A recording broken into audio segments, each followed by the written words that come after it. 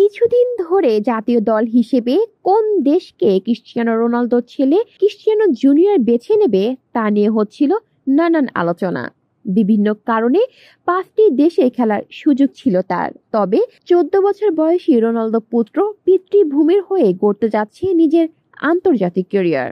প্রথমবারের মতো পর্তুগাল অনূর্ধ্ব-15 দলে ডাকা হয়েছে তাকে। ক্রিস্টিয়ানো দস সান্তোস, যে কিনা ক্রিস্টিয়ানো জুনিয়র নামেই পরিচিত, এখন খেলছে সৌদির ক্লাব আল নাসরের বয়সভিত্তিক দলে। এর আগে বাবার সাবেক 2 ক্লাব ম্যানচেস্টার ইউনাইটেড ও জুভেন্টাসের বয়সভিত্তিক দলেও খেলেছিল রোনালদো পুত্র। পর্তুগালের বয়সভিত্তিক দলের ক্রিস্টিয়ানো জুনিয়র খেলবে ভ্লাতকো মার্কোভিচ টুর্নামেন্টে। ক্রিস্টিয়ানোর এ টুর্নামেন্ট অনুষ্ঠিত হবে 13 থেকে 15 মে পর্যন্ত, যেখানে পর্তুগালের যুবদল খেলবে জাপান, গ্রিস ও ইংল্যান্ডের বিপক্ষে। সাম্প্রতিক সময়ে আল নাসরের বয়সভিত্তিক দলের হয়ে পারফর্ম করে আলোচনায় এসেছিল ক্রিস্টিয়ানো জুনিয়র। কদিন আগে গোল করে বাবার মতো সিও উদযাপন করে হয়েছিল সংবাদের শিরোনামও।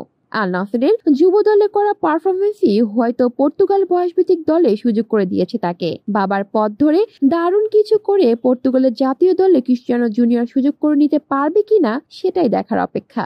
কলি শিকদার, বাংলা নিউজ নেটওয়ার্ক।